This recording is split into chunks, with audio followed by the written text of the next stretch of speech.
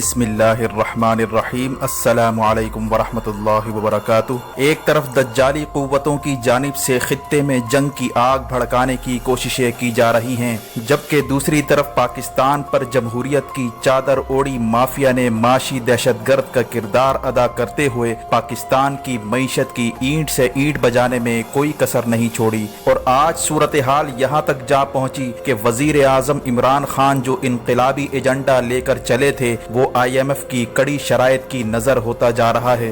बल्कि तज्जियाकारों के मुताबिक असद उमर और दीगर वुज़रा के हटाने और IMF के मनपसंद अफराद को भर्ती करने के बावजूद मामलात का इतने तवील अरसे तक ताखीर का शिकार रहना इस बात की तरफ इशारा है कि IMF कौमी सलामती के मनाफी ऐसी शराइत लगाना चाहता है जिसे वजीर आजम इमरान खान तस्लीम करने पर तैयार नहीं। सवाल ये पैदा होता है कि आखिर वो कौन सी शराइत हैं जिनके आगे वजीर आजम इमरान खान झुकना नहीं चाहते। आखिर इस मुल्क को इतने नाजुक मोड़ पर लाने का कौन जिम्मेदार है। मजीद तफसीलात में जाने से पहले हमारे चैनल को सब्सक्राइब करके बेल आइकन पर क्लिक करें ताकि हर आने वाली वीडियो का नोटिफिकेशन आपको बर वक्त मिल सके। नाजरीन कराम, जॉन परकिंस नामी मुसन्निफ जिन्होंने confession of an economic hitman के नाम से किताब लिखी थी, जिसमें बताया गया था कि किस तरह IMF समेत दीगर आलमी मालियाती इदारों के पास इकोनॉमिक हिटमैन होते हैं जो वो मुख्तलिफ ममालिक की मईशतों पर मुसल्लत करके इनको अंदर से इतना खोखला कर देते हैं ताकि इन ममालिक की मजबूरियों से फायदा उठाकर मुल्क दुश्मन एजेंडे को अमली जामा पहनाया जा सके। लेकिन पाकिस्तान की तारीख पर नजर दौड़ाई जाए तो यहाँ एक नहीं बल्कि कई इकोनॉमिक हिटमैन मुसल्लत किए गए। और अफसोस ये कि ये तमाम इकोनॉमिक हिटमैन जमहूरी अदवार ही में मुसल्लत किए गए। यहाँ तक कि आसिफ जरदारी के बारे में कहा जाता है कि इसने अमरीकी हुक्काम को कहा था कि मुझे सदर बना दो, मैं एटमी हथियारों तक अमेरिका को रसाई दे दूंगा।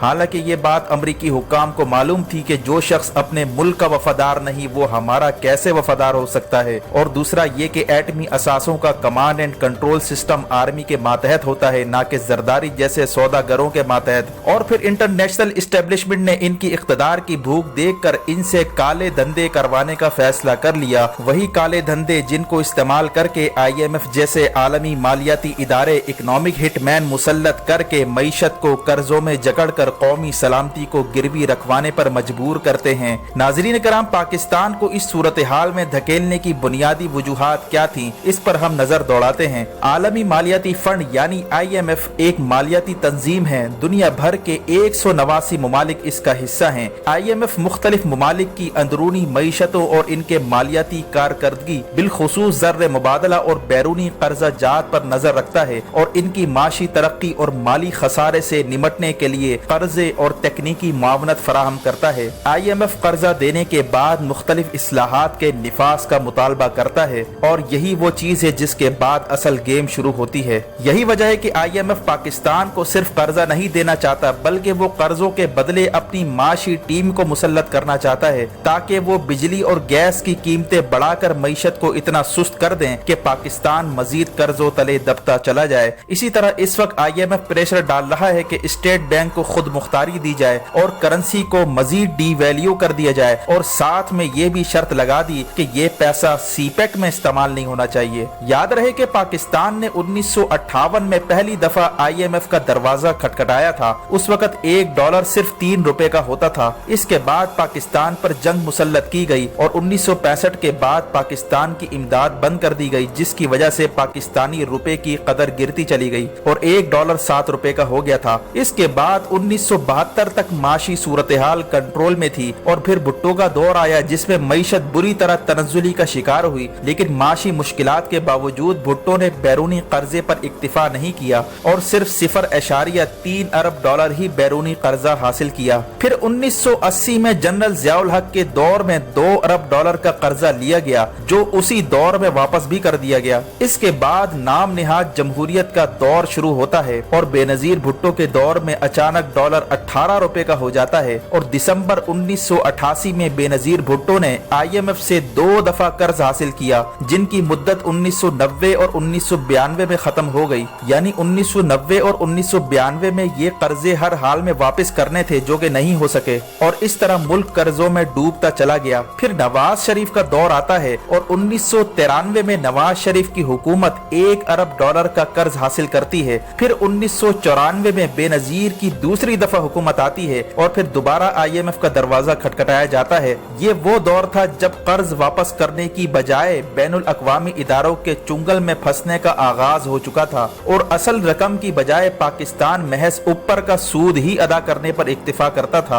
और इस तरह ये जमहूरी निजाम इस मुल्क और कौम पर भारी पड़ता चला गया और 1999 तक बेनजीर और नवाज शरीफ की हुकूमतों ने कुल मिलाकर 39 अरब डॉलर का कर्जा हासिल किया। अब सूरत हाल ये थी कि पाकिस्तान कर्ज तो दूर की बात शरह सूद की अदायगी के काबिल भी नहीं रहा था। रही सही कसर 1999 में जनरल परवेज मुशर्रफ के मार्शल्ला ने निकाल दी, जब मार्शल्ला की वजह से दुनिया भर के मुमालिक ने पाकिस्तान पर इक्तिसादी पाबंदियां आयद कर दी। फिर मुशर्रफ की किस्मत चमक उठी जब 9/11 का वाकया हुआ और अमेरिका को एक बार फिर पाकिस्तान की जरूरत महसूस हुई। नतीजतन पाकिस्तान पर पाबंदियों का खात्मा हुआ और जनरल परवेज मुशर्रफ के दौर में मईशत ने तरक्की करना शुरू की और मुशर्रफ के दौर में पहली बार IMF को 5 अरब डॉलर का कर्जा वापस किया गया, जिसके बाद पाकिस्तान का कर्जा 39 अरब डॉलर से कम होकर 34 अरब डॉलर रह गया और उसके बाद विजन 2020 बनाया गया, जिसके मुताबिक पाकिस्तान का तमाम कर्जा 2020 में उतर जाना था। मुशर्रफ के दौर में करेंसी भी मुस्तहकम रही और डॉलर भी 60 रुपए तक बरकरार रहा। फिर बेनजीर भुट्टो की वफात के बाद नया दौर जमहूरियत शुरू हुआ, लिहाजा नई नवेली जमहूरियत ने आलमी इदारों का दरवाजा फिर से खटखटाना शुरू कर दिया और 7.2 अरब डॉलर का तारीखी पैकेज वसूल किया। 2008 से 2013 तक पाकिस्तान पीपल्स पार्टी की 5 सालों में बैरूनी कर्जे 34 अरब डॉलर से 59 अरब डॉलर तक जा पहुंचे। पीपल्स पार्टी ने पाकिस्तान को 25 अरब डॉलर का मकरूज किया और इन कर्जों के बदले आसिफ जरदारी ने तमाम इदारों पर इकोनॉमिक हिटमैन मुसल्लत करके इनको खोखला कर दिया और स्टील मिल PIA समेत इदारों को करप्शन से आलूदा किया। इसके बाद 2013 में NRO के तहत नून लीग का दौर हुकूमत शुरू हुआ, जिसमें बैरूनी कर्जा 59 अरब डॉलर से तजावुज करके 93 अरब डॉलर तक पहुंच गया। सिर्फ जुलाई 2016 से लेकर जनवरी 2017 के दरमियान 4.6 अरब डॉलर के कर्जे लिए गए। इसी दौरान लाहौर और इस्लामाबाद मोटरवे को जमानत के तौर पर गिरवी रखवाया गया। यूं नून लीग ने 5 साल के दौरान पाकिस्तान को 34 अरब डॉलर का मजीद मकरूज कर दिया। आप सोचें कि पाकिस्तान की तारीख में 1947 से लेकर 2008 तक पाकिस्तान का कुल कर्जा 34 अरब डॉलर था,